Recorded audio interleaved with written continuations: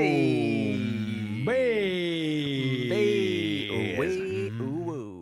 Matty J on the hay. Forrest, my friend, how are you doing? I am dandy as hell, my friend. Yeah, how are you? Yeah, I'm good. No, we've been seeing each other quite regularly. We went and saw Captain America: Brave New World. We did a little review with Lee, Lights, Camera, Rant. What a joy that podcast. Yeah, go check it out. We're going to probably share a little bit of our thoughts for an additional clip from it. I say an extended clip from it for a bonus episode this week, which is very exciting. That's reminded me we need to record something at the end of this just for a little bit. If that's okay. For that podcast. Yeah, okay, yeah, fine. All right. For the bonus. As always, listeners, we'll just do fucking podcast admin live on the podcast. That means absolutely nothing to no one listening there, but yeah, we're going to do something at the end of this podcast for another podcast that you'll hear later in a week. Listening to us because we strip it back. We got the curtains open. It's not closed. We're transparent. We allow everybody to know about our little admin, little discussions. Yeah, but we did. We went and saw that. We'll talk about that in a bonus clip. But give us one word. We haven't done this. Give us one word that encapsulates it. I would say intriguing. Oh, I would say mid. Okay. All right. Okay. Mid. Oh, mid. Like the definition of mid. Yeah. Isn't it? Yeah. I can get more with that. Do you know what is not mid though, Matt? What? Is a little milestone that we may have reached in the last week. Yeah, that's true. We've got over 1,000 now TikTok followers. Hello. We weren't even going to join TikTok a year ago, and now look at us. We thought we were too old for it, but here we are, smashing through it. People at TikTok love to trash my opinions and views. They do, Forrest. They don't like YouTube. Doesn't like you. No. TikTok doesn't like you. Actually, there was a comment on Instagram that very much didn't like one of your comments this week. Worst take ever. I mean, it's really, but then sometimes I get appreciation. But quite often than not, they'll hate me. But what they do love, they love you, Mr. I sit on the fence and just say stuff that I know. So unbearably diplomatic and on the fence with some things. Or you'll go like, I just wish the fans would appreciate all the movies. It doesn't matter whether it's Marvel or DC, everybody. Okay, just get on. Just be nice. Love everybody. That's you one week, and then the next week is I just love Superman because he's a beacon of hope, everybody. That's what we look for. And I'm like, and there's me going, yeah, fucking hated the episode. No story. So I now need to hone myself in. I need to reel myself in. No, you shouldn't. Because this is why we love you. This is why the podcast is doing so well this year already. That's why everybody loves you, except the 12,000 people who comment. It's picking up so much momentum just because of those hot takes. Exactly. No, but dear listener, if you are listening and watching right now, give us a follow, give us a like, subscribe to us on YouTube, give us a rating on Spotify, Apple Podcasts, wherever you're listening and watching this right now. Does us a huge solid, and we've already gained quite a few of those actually the last few weeks by saying it every week, so we're just going to keep doing it at this point before in the podcast. Yeah, it seems to be working, so keep going. Thank you so much. And anybody that's new as well that's come from our live stream on Lights Camera Rant this week, we'll send links on the bonus episode to that episode and talk about that further. Now, what we do need to do, Forrest, is that we need to talk about Daredevil season 2, episode 5 to 9. However, there's a little something. Okay, I've got to tell you this, Forrest. Matt has been. Yeah. Before you, is this the thing, right? You're about to go into, right? This is. So, I'm not going to tell you what it is, but I'm hyping it up. Matt has been teasing something that he's wanted to say to me tonight all fucking day, listeners. Right? I've had voice notes. I've had WhatsApp messages. He's made this podcast an hour and a half earlier than it was scheduled to be. Like, this is huge, right, for Matt. There's been caps where the capital letters in messages. It's just insane, mate. I can't wait to hear what you're about to tell me. 2 years ago, We went 2-footed into a hot take without completely realizing the reason why that was done that way. And today is the day that I've realized what that is and why that is. And I'm really scared that we've already spoken about it and if I've completely forgotten about it. But I'm really hoping it's something new information and we're going to just be like, mind blown, can't believe that. But I will reveal that when we get to episode 8. Oh, fuck off, mate. Are you taking it? What the hell? So that's like towards the end of this podcast. So if you're listening, you have to listen and watch the whole episode because I'm telling you, if you've been listening and watching us for the last 2 years, this is integral to everybody's like Lord, Don't Be a Hero podcast. I'm not joking. Like I cannot wait. I cannot wait. Is Bob from Belgium an actor? Bob, honestly, Bob, you need to be listening as well. Like honestly, yeah. What is okay, mate? All right. Well, in that case, and this is something we always reference as well. But I don't want you to think about it too much. I don't want to reveal it, but I'll just say that. I'm so confused, man. Go on. The only thing I can think of is that I have been correct all this time, and that Thanos is Obadiah. It is kind of sort of on the level of that. It is sort of on the level of that. I'm not joking. But we've never. Okay, all right. Anyway, cannot wait. Let's revert back to this is gonna be strapping to listener. If this is like a failed turkey, mate. If this is shocking, I really hope not. But like, you're really building this up. You're I'm proper really hyping it.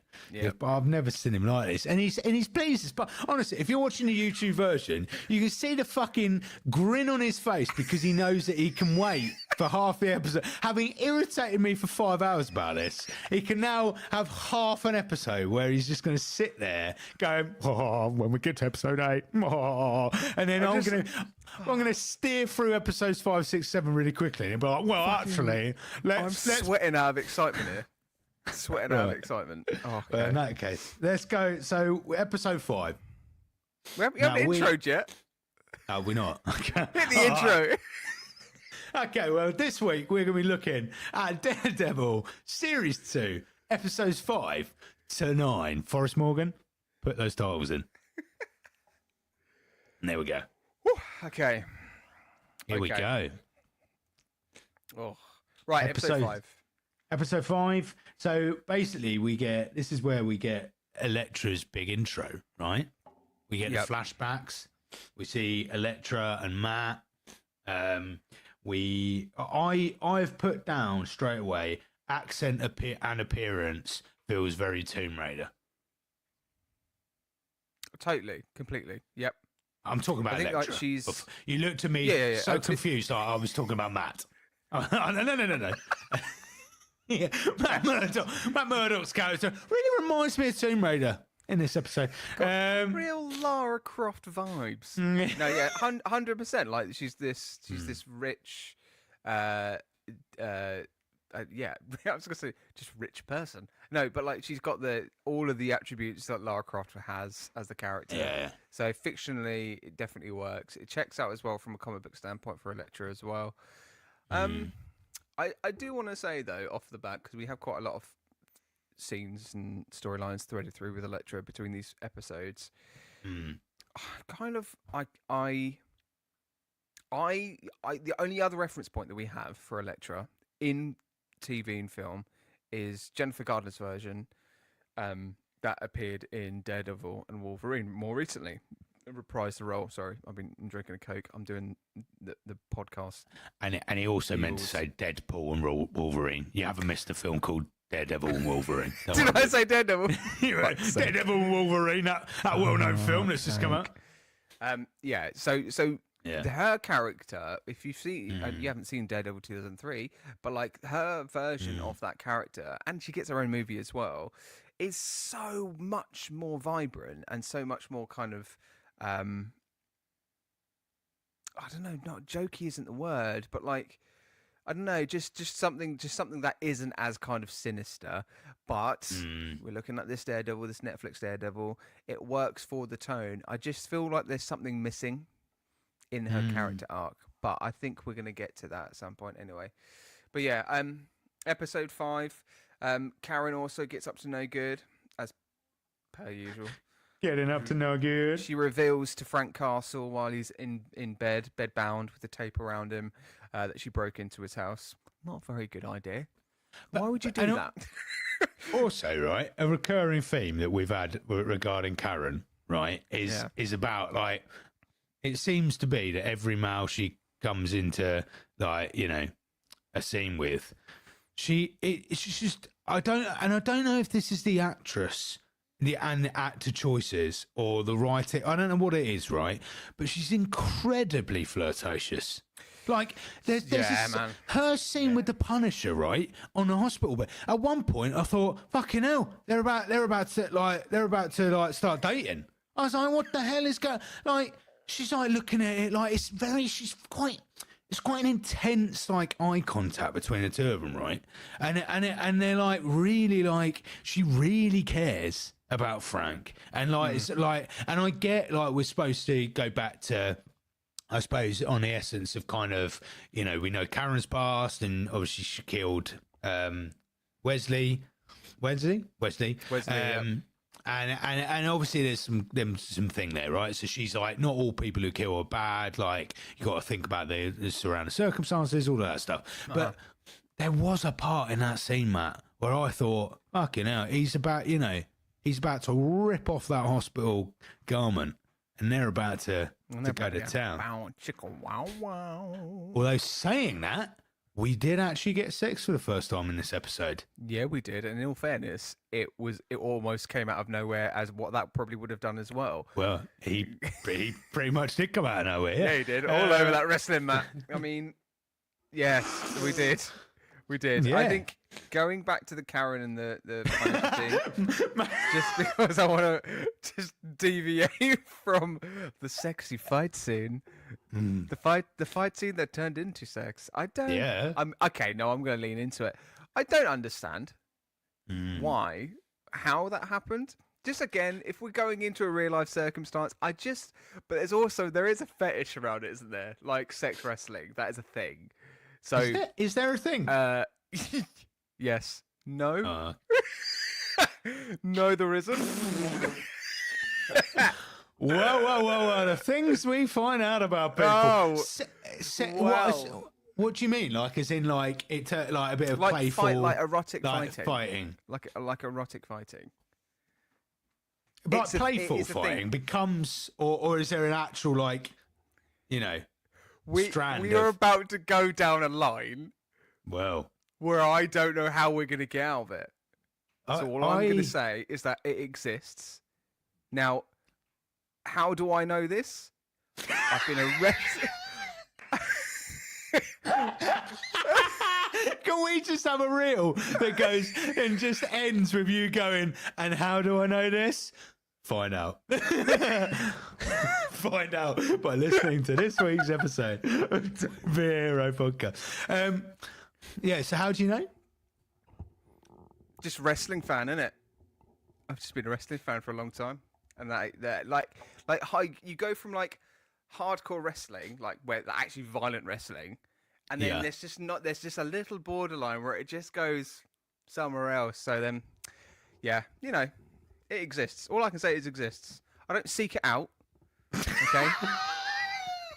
I don't seek it out, dear listener. All right? It inadvertently popped out to me. All right? But it exists. That's what I just said about Matt Murdock. That's what that moment was like. This whole relationship, let's talk about it. The relationship between Matt Murdock and Elektra is toxic as shit. It is toxic as shit. And do we believe in it? I'm not sure I believe in it. I don't believe for a second that them two would be. Well, hang on. Skip ahead a bit. We do find out in these episodes about like a lot of storyline, which therefore means that actually she may have not gone into this thinking like highly of Matt at all. She was just like told to, like, you know, find him. Whereas on the other side, like, as in, I'm talking about Stick, right?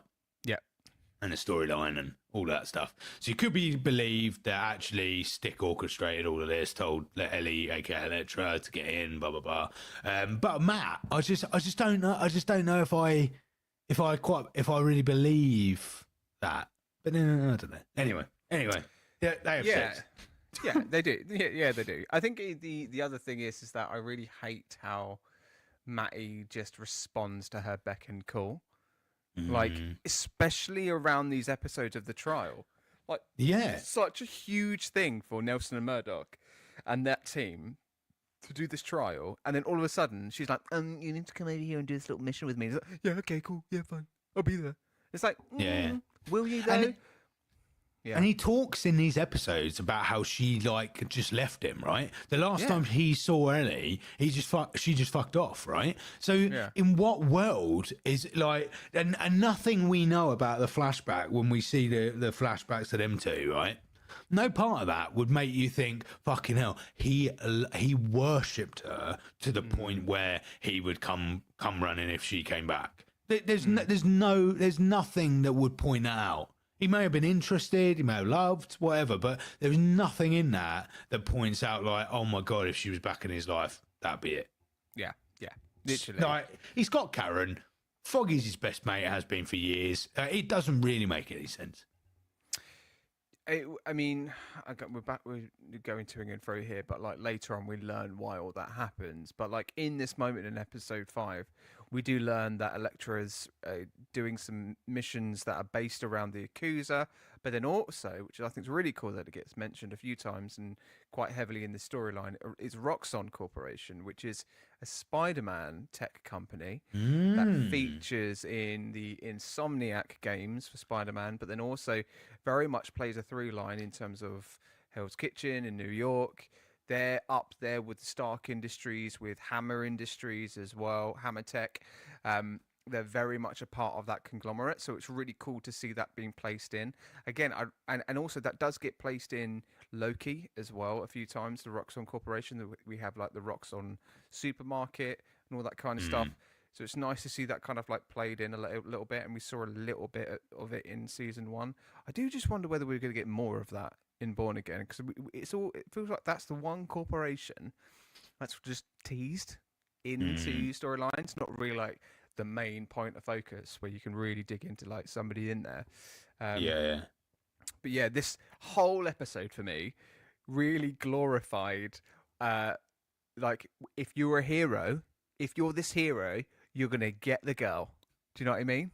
Yeah. Like, so Matt Murdock's got this kind of like love triangle with Karen, and then we learn about Elektra as well as other thing that happened prior to it, and maybe rekindling that relationship in present as well. Like, do you need it? Daredevil, do you need it? I don't know if you do. You know, I don't. It's just unnecessary, man. It is deeply unnecessary. Do you know what? I've just had I've just had quite an intrusive thought here. Yeah, I know, and I don't as know what bad as the intrusive thought I had about 10 minutes ago. Yeah, but not as bad as the wrestling. Your admission that you had to dig myself out of a hole. You're a big fan of wrestling sex, whatever that is. But it's not quite up there. But it's odd, right? But we're talking about Matt, and we're talking about Elektra and Karen and love triangle, and we're talking, and I said earlier about Elektra, do we imagine Matt would go for Elektra? Led me on to believe, right? People who are blind, do they have a physical type? I wouldn't know, would I? And I don't know. I know you would. I know you wouldn't know, Matt. Thanks for confirming. Fuck a doodle-oo. Thanks for confirming that. I'm just putting it out there. I'm like intrigued, right? Because actually, you can't see the physical attributes that you might have a type for. Doesn't mean you can't feel it, or doesn't mean you can't imagine it, right? So True. I'm like, I'm intrigued by that. Yeah, I think what's really nice, again, we've spoken about this in the earlier episodes, is the representation around kind of like how he navigates his aspect of his vision, so through the different aspects of like sonar and all that kind of stuff. Is it sonar? Is it the when you sounds create shapes? I don't know what that is. When you hit something, yeah. Anyway, that and it's quite nice how that's kind of like played through, particularly through how he perceives other people as well. And this is again, we didn't get enough of it with the Frank Castle case. Would have been really cool to see a little bit more of him reading through heart rates and sweaty palms and stuff like that, and like played that through a little bit. But that's because he was busy with Elektra the whole time. Yeah, yeah, so. and which begins. Well, it doesn't begin because actually we encountered a Yakuza before this, but we get like the start of it becoming a very lengthy storyline, and one of my real gripes with series 2 is how fucking boring this storyline is, Matt. This is episode 5, right? Still. Yeah. This is the worst episode so far. It's so bad. Like, but I'm talking the Yakuza throughout the series, mate. Like this whole Black Sky immortality. Like, I just find it so, because it's so obscure and it's so like convoluted and so like Black Sky or immortality, like people hooked up in boxes and with like, it's so obscure, right? When so much of this, so series 1 was deeply rooted in reality, right? I can 1,000,000,000% believe that a guy called Fisk could do what he could do, right? He'd find a way to manipulate people for his own gain, become a kingpin. You've got mafias in real life. You've got things like that. This exists, right? The idea of like the Yakuza and immortality and all of that stuff is so far-fetched in my view that it just doesn't belong in this world. I mean, I think the Yakuza stuff is fine. I think the kind of like Fountain of Youth, this kind of like immortality thing, does come a little bit out of left field, but you've got to kind of remember it. It reminds you that, oh shit, yeah, no, there was the Battle of New York. There was aliens in this world, in this universe, not a few years ago, and yeah, like this kind of supernatural element does exist in this world. We just haven't really seen it, and I think we forget about it. But when it's played into it, because I'm really intrigued. By the end we got to episode 9, I'm actually really, really intrigued to see what's going to happen with like that coffin, that sarcophagus that was there at the end of it and stuff. So, because I generally, again, can't remember what happens.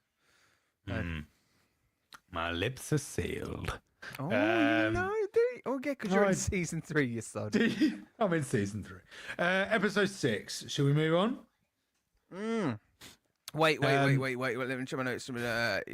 Elektra finds Matty, dad killer. That's what happens at the end. She tries to get him to kill the dad killer. Is it dad killer? Or the person that was involved in her dad's killing? Oh, Roscoe. Yeah. He is a Roscoe, right? The Roscoe, yeah. Doesn't do it. And then, and in episode 6, got Matt, Foggy, and Karen go and see Frank. Foggy asks if it's official that they're dating, but they're not labeling it. I've got down. Yeah, the way how chivalry she was, like chivalrous around it, like so, like teenage love. She's like, oh, we're not labeling it. It's like we don't need it. It's unnecessary. What does that add? Stamp the love out. What does it bring? Daredevil doesn't need love. He needs blood. Well, you could argue it, Brit, because one of the gripes I have. Actually, no, I can't really talk about that yet. Can I? Okay. Is it in these episodes? Yeah, I think it is actually. We'll bring it up later. In episode 6, one of the best things that happened in this episode for me was that we found out. I mean, thank God, we've been thinking about this, and I've been wondering this about Foggy's character for a very, very long time. We actually find out that Foggy did used to go to Summer Musical Theatre Camp and did loads of productions every single year, because he reveals that in the elevator prior to getting ready to go to court and do the trial. Isn't that great information?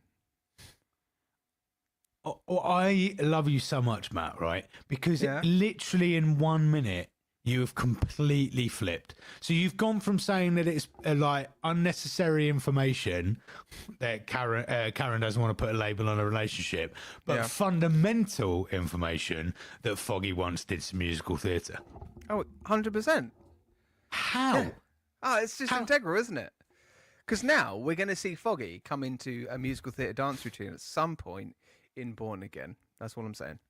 You if we don't get Foggy doing some sort of like down like Broadway, like literally, yeah, it'd be great. Wilson Fisk, who is Wilson Fisk? Matt Murdock is Daredevil, and Fisk is a prick. Do you know what this leads me perfectly? Because in my notes, I've got a little thing. When I was watching the episode, I ended up singing a little song. And it was a song about Miss Reyes, because the way that she came into the office, into the when they were talking to Frank Castle. I think it might have been episode 5, but actually I think it might have been beginning of 6 as well, where she comes in and goes, "Get out!" and you hear the clip clop of the boss lady. She's a boss lady. She's a boss lady. Miss Reyes comes in. "Get out! I'm a boss lady. Mrs. Reyes." That's the only character attribute I can give her. The boss ladies, put your hand up. Put your hands up. She's the boss lady. She's coming in. Yes. Then you guys get out of here. I'm the prosecution. You get out, defense papes. No, we're gonna put him in jail. So I was like, right, okay. People who watch this on YouTube, you've got an absolute fucking treat on your hands with that bit. But yes. Yeah. No, I agree. She does rock up. It's a great character. No, good character. Do you think it's a good character?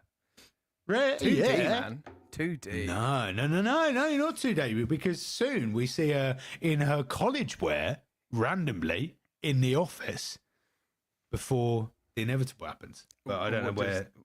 Well, Miss Reyes. Yeah. What happened? But like, what does that do for a character? Nothing. What do you mean? What does that do for a character? She dies, mate. Miss Reyes, the prosecution lady, she's in it. She's alive, mate. No, she isn't. She's dead, mate. Miss Reyes. You're thinking of somebody else. No, I'm not. Miss Samantha. What's her name?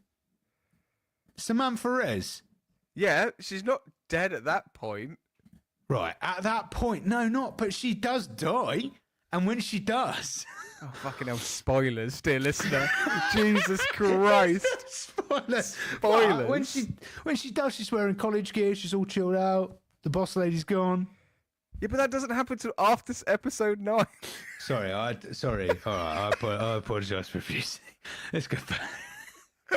Yeah, sorry, boss lady rocks up, so one-dimensional. Oh God, let's see how she progresses next week. Bob from Belgium's been following along with us, and now like, fuck's sake, Forrest, what's the point? Right. So episode anything more to say on episode 6? Because on episode 6, I have 4 comments, and my 4th comment is whole boring Yakuza plot going on with Matt and Elektra, and that's all I've put. Yeah, I mean it wasn't very hugely informative. The couple of notes that I've got is that when Matt Murdock has a conversation with Frank Castle, and he kind of gives him a look. And then just kind of like has a conversation and lets go of it. It was like, surely that was the look like, I fucking know you. I fucking know that voice. We've had a conversation at gravy on, mate. You're dead. Yeah. Surely that should have been revealed right there and then, because Frank Castle isn't stupid.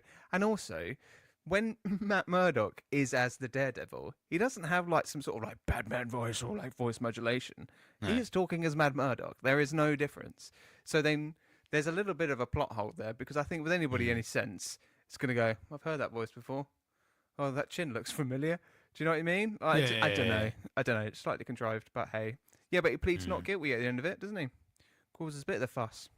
He does cause that absolute fuss by going not guilty, which then leads us onto what might be the best, one of the strongest episodes, which is the trial of Frank Castle, episode 7. Oh, yes. What an episode this is. I love court cases. I've just, like, blitzed through the OJ Simpson documentary on Netflix. I'm also watching the OJ versus the People on Disney Plus at the moment. Oh my god, I love it. I also watched the Menendez brothers Netflix series and documentary as well. Bro, Okay. like I love it. I love that stuff. So when it comes to a court situation, I'm seriously into it. I'm annoyed because we didn't get enough of it. I understand that we're playing other stories here. We've got Electra farting about doing shit with the Yakuza and stuff, but like, I'd love to have seen more through the interviews, through even Frank Castle's bit where he was standing on trial.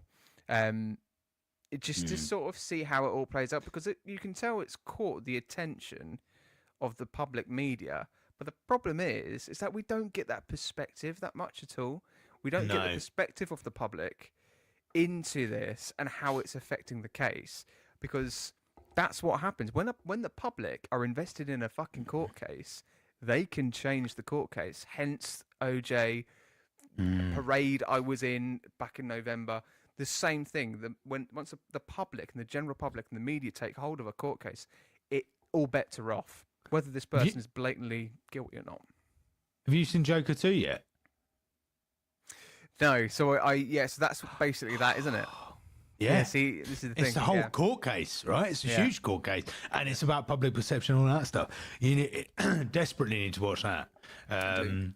You know, I agree with all of that. I think this episode for me, I've put down. So in this episode, Matt talks about being a Catholic quite a bit.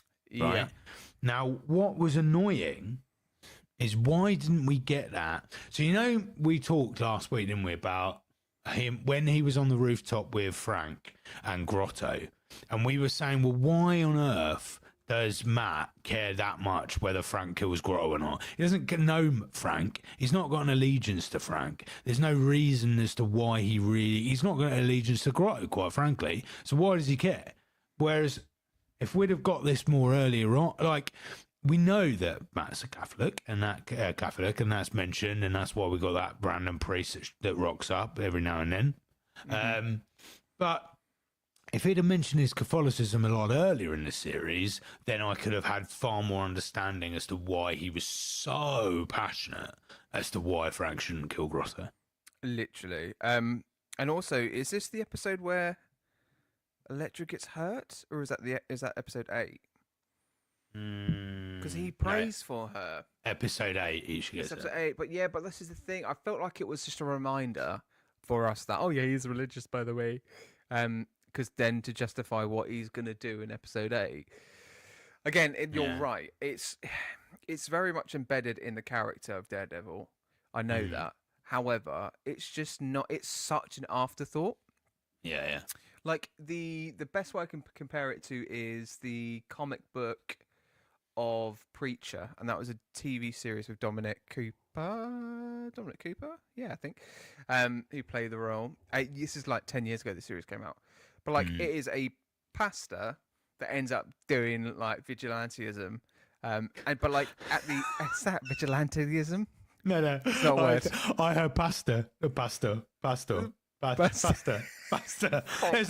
There's a pastor on the run.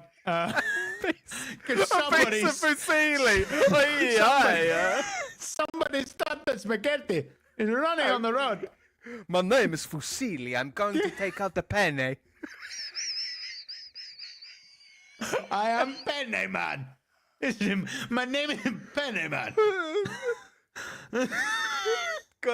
My friend, I've got my friend Fusilli. I'm Fusilli. I've got my friend Tagliatelle.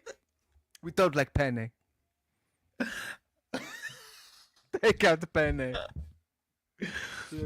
I just want to apologise to all of our Italian listeners. But yeah,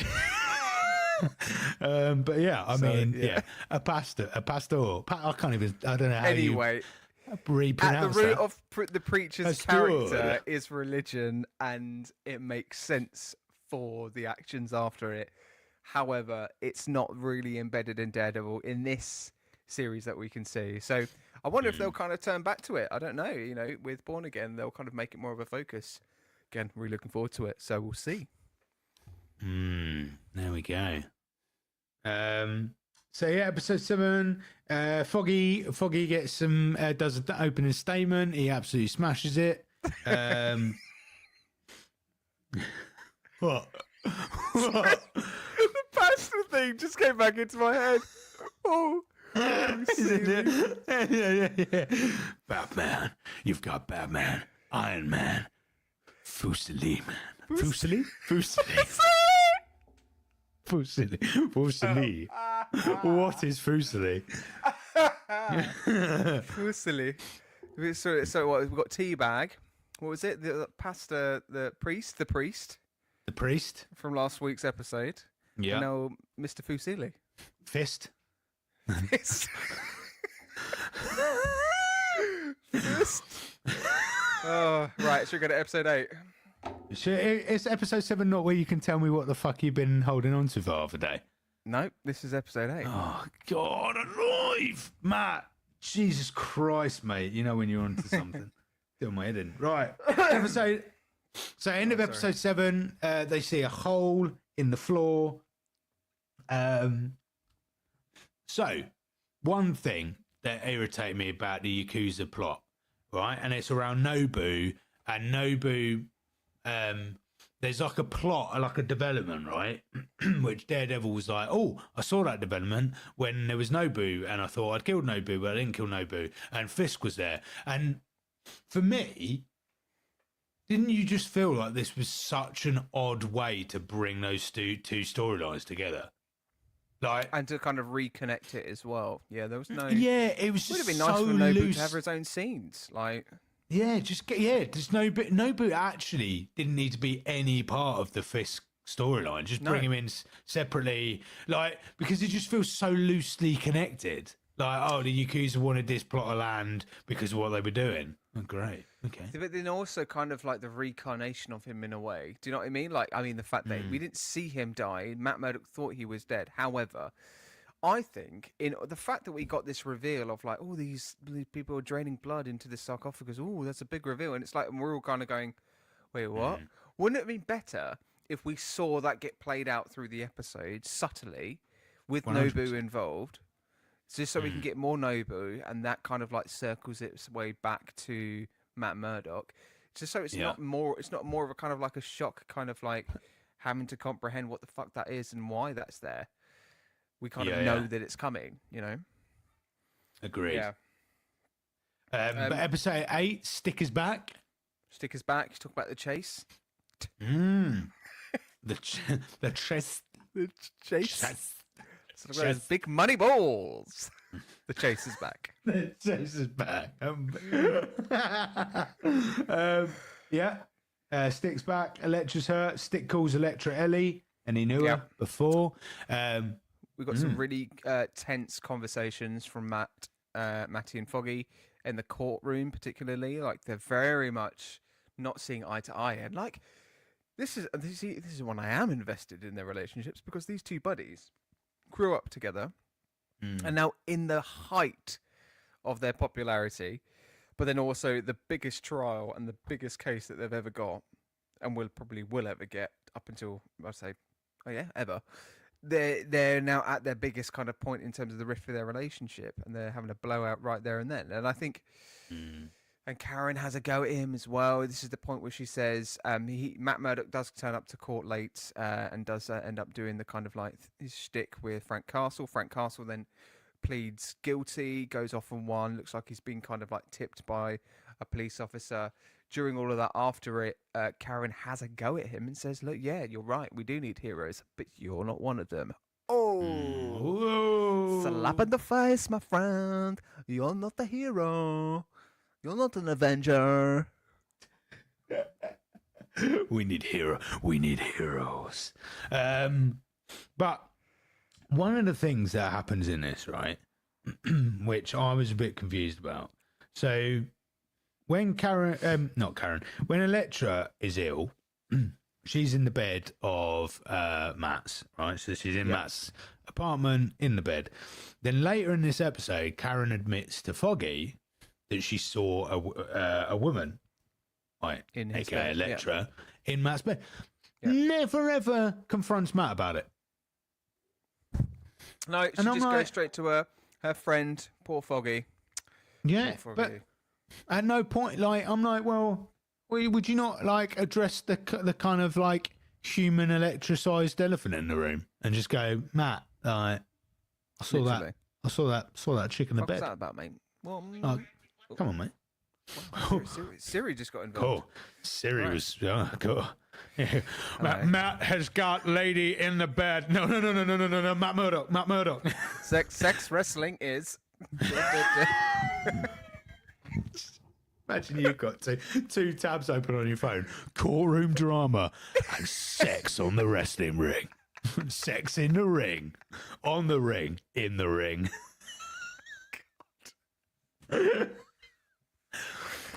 Unbelievable. Lovely. Anyway, lovely. Good bit of business that. Next, Punisher confesses, and then everything reaches to a boiling point. Now, he only confesses because an officer says, think about what you want, Frank. So we get a little bit of a weird dialogue with an officer, and Matt's a bit like, ooh, what happened there? yeah. And then Frank suddenly goes, fuck it. I'm going to go mental. I'll do it all again. I'll kill him all again. Why? Matt hears that and he kind of notices something's off. Why doesn't he intervene? Why is there no like objection? I think this person just said something to him. He just said this. Oh, do you know what I mean? Like, it was really strange, like how it kind of, when it got out of hand very quickly. But like, yeah, I just felt like he could have said something. Do you know what I mean? Yeah. Oh, 100%. It was all a bit odd, that. And he said it so loud that the person typing what everybody says in the room would have fucking typed it out. Should have been like, hang on a minute. Let me just write this. Let me just write this little nugget down. Yeah. Yeah. Right. So we get to the point where I'm about to do the big reveal. All right. Fuck. So, honestly, by this point, I've lost the will to live, man. You're gonna have to hype me back up now. Right, dear listener, are you back? Are you listening? All right. If you're just coming back into the podcast, you've missed a whole load of things. One being sex wrestling. That's got Matt's load. Well, we've got at the end Frank Castle deciding to plead guilty and find himself in the same prison as a certain Wilson Fisk. Now, this was at the point where, mate, honestly, I lost my shit.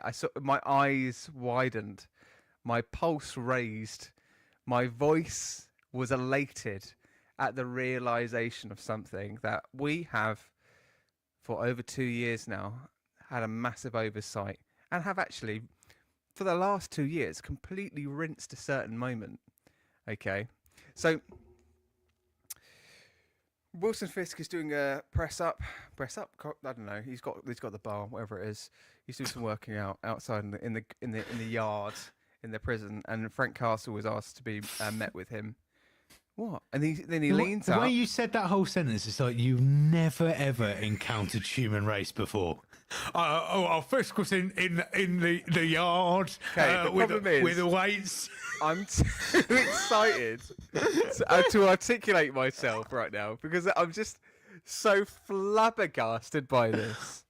So, what is this? Okay. Right, break it down. So Wilson Fisk, and then he's got his back to the camera, and then he turns around. Okay. That's interesting, isn't it?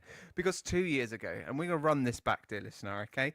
2 years ago, myself and Forrest watched a little show in August 2023, sorry, while we were doing midway of our MCU marathon, Hawkeye. There was a certain character that got introduced in Hawkeye. Maya, Echo, introduced as Hawkeye. Yeah. Interesting you do that little turn there, Forrest. So we rinsed for, and we even mentioned it in the Lights Camera Rant podcast this week. I literally mentioned it like a couple of days ago, yeah. So I don't know if you've noticed, Forrest, but Wilson Fisk has a trait when he is revealed to the camera after a short amount of time. When he's revealed to a camera, Wilson Fisk turns his back round to the camera. We see his bald head, he turns, there he is.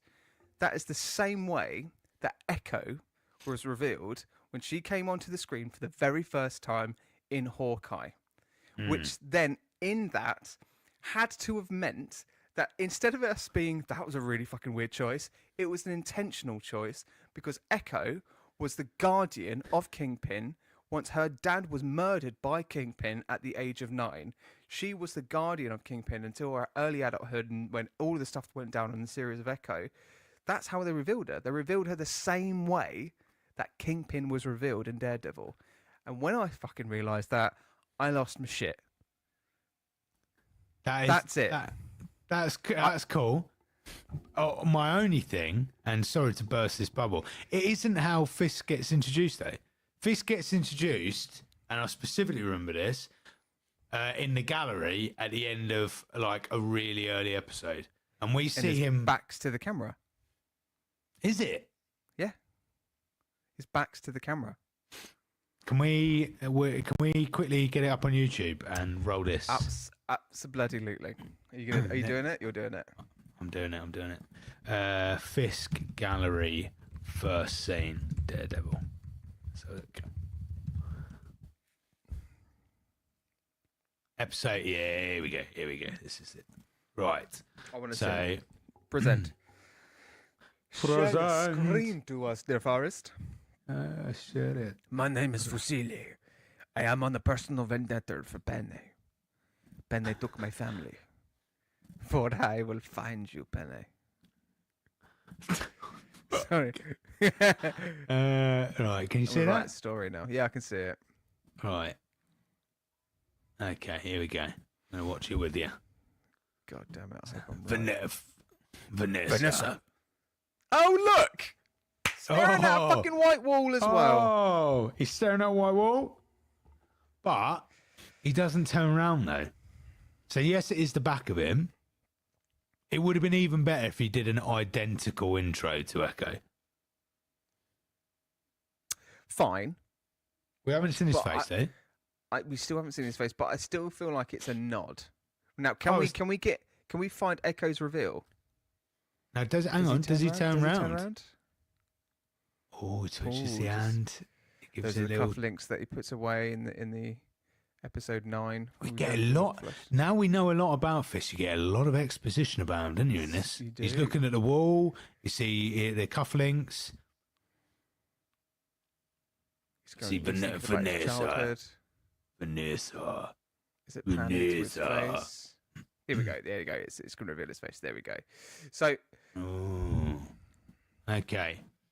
And then, what do you want to see? You want to see Echo's? Echo's reveal, or if you can find this might be really hard to find. Maybe I'll try it as well. Is Wilson Fisk's chat with Frank Castle? Oh my gosh. Okay, this is some serious deep diving now, dear listener. But in all fairness, it warrants it. What was that? Episode 8. How would you do? It's hard enough trying to find Echo's first scene, to be fair. Right. First scene of Echo in Marvel. What Echoes? I've got the Kingpins. You find Echoes, but I'm just going to show you this. Okay. I found Echoes. Right. You go first. Okay. Right, here we are. You want it? You see it, yeah? Right, dear listener? Yeah. So, in order to get the full picture of this, peeps, go on YouTube, find our YouTube video. Yeah. So, Frank Castle comes out to the courtyard. Here he is, and then we can see a Kingpin. I think what's interesting, I think the walls are white. Yeah. See? Right, so look. Overhead camera shot. Lifting up those weights. Those are big old weights. Look at that. I want to say that's a good... Crikey. What's that? Some push-ups. Do some serious push-ups there. Boom. Oh. White wall. See what I mean? Turn around. There he is. Okay. Right.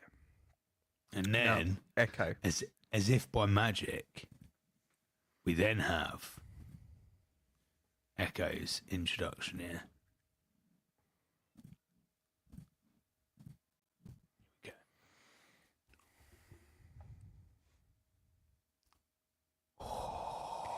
See, like, that's deliberately chosen. Mm. That is a turn. That's a kingpin. Almost you could call it a kingpin turn. A kingpin Do you know what turn. I mean? From now on, we're calling it a kingpin turn. See, and this is the thing. We have, as a fucking fan base, rinsed that for 2 years. And I genuinely think that was a creative choice to reveal her in that way, to link her to a character. Because at that time, we had no idea that she was linked to Kingpin. At that point, when she was introduced in Hawkeye, we were right to say, what the fuck was that? That was really weird. But now, with all of that context in play, I actually think that's a really good, nice creative choice for them to introduce Echo. And I'm all for it. A lovely little spot there, mate. Lovely little spot. Gorgeous little spot. And I can promise you, this will come up again, having watched a little bit of series 3 that I've watched. Oh, wow, okay. This comes up again. Okay. You reminded me of another scene. Okay. So there you go. All right, then. Right, episode 9. Episode 9. Flashback to Fisk arriving to prison. So we get Fisk's journey from down and out, second-class citizen in prison, and then he works his way back up to Kingpin status. Doesn't take him long, does it? No, I mean, well, literally, 1 minute he's walking in and doesn't know what's going on. By about the second week, he's eating steak. I'm like, what the hell is going on with this guy? I mean, if that guy's in prison, you're listening to him, all right? Jesus. Scary, dude. But I really loved in this episode the way that Kingpin manipulated Frank Castle into doing a couple of things that he needed him to do, but then also kind of being like, oh, wow, I underestimated this guy. This guy can hold his own. And then when he's in isolation, he's having this conversation with Frank Castle, they just end up kicking the crap into each other. And just like, in like a playful way, it was really weird. And it was like, Frank was like, next time I see you, only one of us is getting out. And he's like, I'm counting on it. And it's like, this isn't like we don't hate, it's like a love-hate relationship. So I'm really interested to see how that goes further into season 2 and season 3. But he gets him out, doesn't he? He does. He does get him out. Gets Frank escaped. All through about it all starts via the blacksmith, who's like top of the chain. And blacksmith was basically the reason why Frank's family died, right? Because blacksmith arranged like all of these gangs to go against each other. He's the top of the kind of drug chain. And then the FBI raised and all of that. Went to do a sting. Everybody, like, they didn't empty the park. There's all kinds of stuff. This triggers, which is cool. We get some extremely violent deaths from Punisher in this episode when he's killing the police, the prisoners. Those prisoners.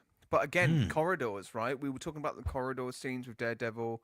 He had he had a corridor scene, an alleyway scene, these tightly knit locations in where it's just fixed shots on just people just coming at you. You're just pounding them through. It was great to see that kind of callback in Punisher as well.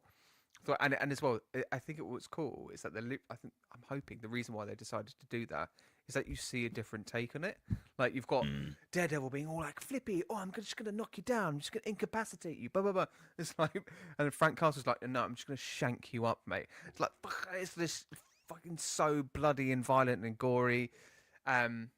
It's nice to see those kind of contrasts in it. And man, I flipping love Frank Castle. It's made me really want to watch The Punisher. So, mate, I think while maybe Born Again's happening, or maybe just after Born Again, we go do a little bit of Punisher. I think we have to.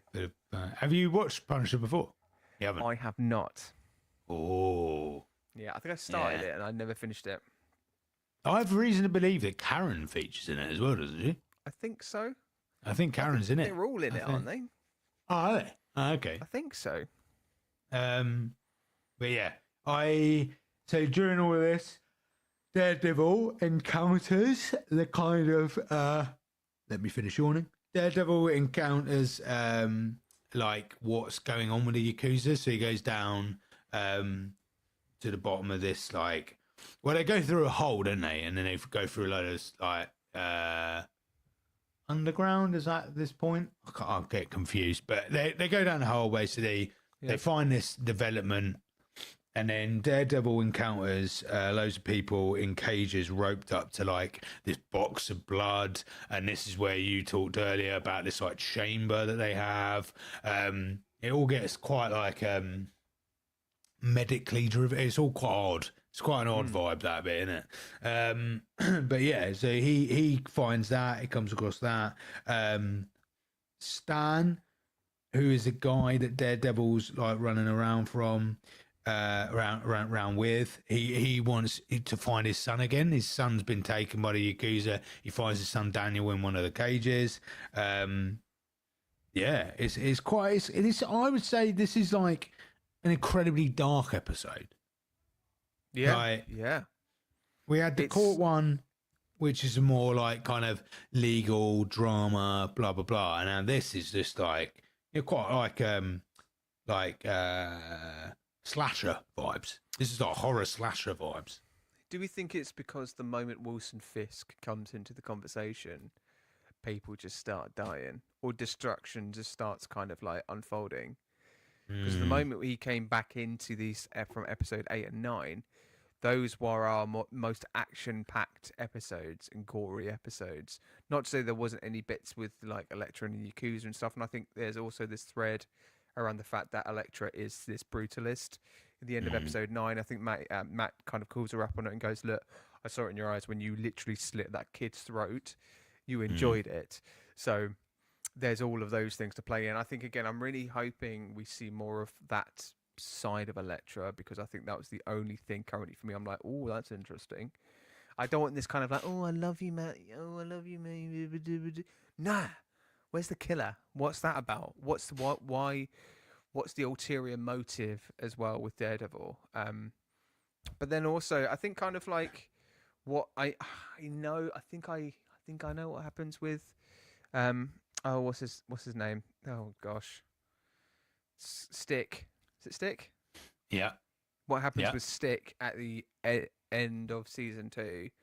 But like, I think just seeing all of that kind of like come to a head and seeing how that affects Matt going forward, really excited. But yeah, I feel like it's all bubbling on the surface, right? Episode 9 in a 13 episode season is a big thing. You've got to kind of like start now paving the way to those final climactic episodes. And I felt like episode 9 was definitely a part of that. Wilson Fisk is now, from the inside, very much putting things into action. He's got the Punisher out. The Punisher, I think, in return will then get Fisk out. So we'll see what happens and how that kind of like develops going into it. But mate, it's just holding up. So the funny thing is that Lee on the podcast on Lights Come Around this week said his favourite season was season 2, and we both reacted like, oh, that's quite controversial, because we feel like last week's episode we kind of ribbed it quite a bit, to be honest. But like, I'm really enjoying how it's paced at the moment. I'm really enjoying how the episodes are kind of like pacing themselves out, and now I am anticipating episode 10 to 13 being super action-packed, super gory, destruction everywhere, and just chaos unfolding. So yeah, I'm looking forward to it. So far, it's gone up in my estimations. Season 2. See, for me, I'm the opposite. I think season 2 is just too jam packed for me. It's too many villains, too many things going on. It doesn't feel focused enough. Like for instance, like as we said with the core episode, there's no way Matt Murdock would have not been at the whole of Frank Castle's trial. There's no way he would have ran off with Elektra needlessly with the Yakuza that early on. Like, it's just purely because the writers put way too overstuffed it, in my view, which then means that they've got to find these really odd reasons why everything loops together, right? So for me, I don't like that. I like that the first series really focused on the Fist storyline. I have watched the whole of series 2 now, started series 3. I'm quite enjoying the focused nature of Series 3 again. So I don't know. There are bits of Series 2 and what we'll talk about next week that I really enjoy. I just think that actually, I think this whole series should have just been Punisher, and therefore the introduction should have been a lot better. We should have got some really the episodes like we didn't even need to see Punisher in episode 1. It could have been like, you know, it could have been a whole episode and a half, 2 episodes before we even see Punisher. We're just seeing all of these kind of gangs and people in, you know, Hell's Kitchen slightly like confused about what's going on, and a slower burn for Punisher, so that by the end of this series, we then get Fists back, and then that brings us into Series 3, whether that's with Punisher or not. This Elektra storyline and Stick, again, it's too big a story. That's a huge storyline. You're talking about like massive like warfare and about like possible immortality, right? That's fucking huge. That can't sit as a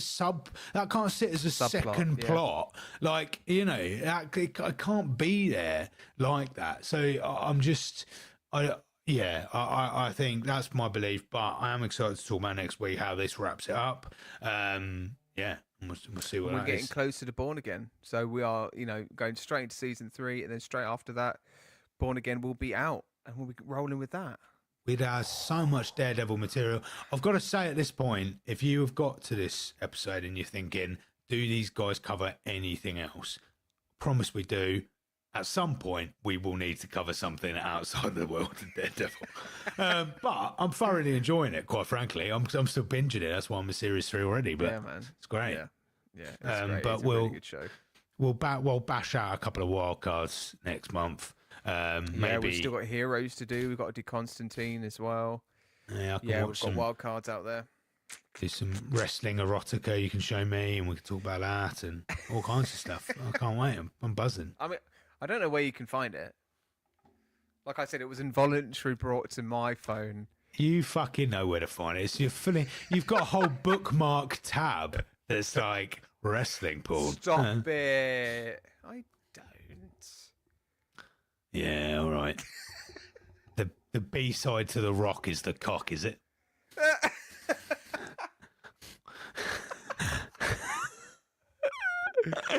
Anyway. He's gone whatever your messages are, whatever your eroticisms are, you just do you, as long as it's safe and okay and legal. Obviously. Am I going down a rabbit hole? I'm just gonna let you sign out. You're just gonna let me carry on, aren't you? Yep. That's my game. As when you get like caught in it, like when you get involved and caught into one of these traps, I just enjoy listening and seeing how far you can go, mate. Seeing at what point does Matt go, actually I'll nip this in the bud now. I think I'm there, mate. But yeah, agreed. Please keep your porn legal. Thank you. If you've you've got nothing else out of the last hour and 3 minute podcast. Do you know what? PSA, yeah, absolutely. Keep it legal, keep it safe. You know, we were talking about prostates a couple of weeks ago and prostate examinations. Being visible about that. Yeah. And now we're tackling other such big themes such as porn and saying keep it legal, keep it safe, keep one another safe. Yeah, but enjoy yourself. Don't be on it too much as well, because it's everywhere. Don't rely on it. There's porn on X now. Like that's crazy. It's on social media now. Just like chill, right? Just chill. And don't comment under like innocent posts with like, do you know what I saw outdoors the other day? I saw a lovely bird and it was gorgeous. And then someone underneath goes, yeah, and I saw a bird with her tits out. I'm like, where did that come from? Yeah, come on now, just have a bit of decorum. Exactly. And do you know what? The thing is that it's definitely going to be showing up in this show as well with Daredevil, because Karen is now getting into this newspaper place where Ben used to work. And the guy that was the bent newspaper person that was in the pockets of Kingpin is now taking Karen under his wing. And he looks sleazy as heck. And I'm like, my red flags are flying for Karen. I'm like, Karen, no. Don't you dare sleep in that office by yourself tonight, even though if he says... Don't you dare. See what I mean? So there you go. Circled it back to the podcast. Well done, mate. No, thank you. What is also brilliant as well, in case you don't watch us on YouTube and you just listen to Spotify, me and Matt both like do this with headphones on, right? So I've just heard Sophie walk up the stairs, and what I can only imagine has happened is she's heard me just shout about tits with no context from what you've said whatsoever, and she's seriously, quite rightly, got worried about me. So good. So I know at any minute. There you go. It's all happening. But yeah, it's been a joy as always, Matt. I'll see you next week for the Don't Be a Hero podcast, where we'll look at episodes 10 to 13 of Daredevil Series 2. Bye now.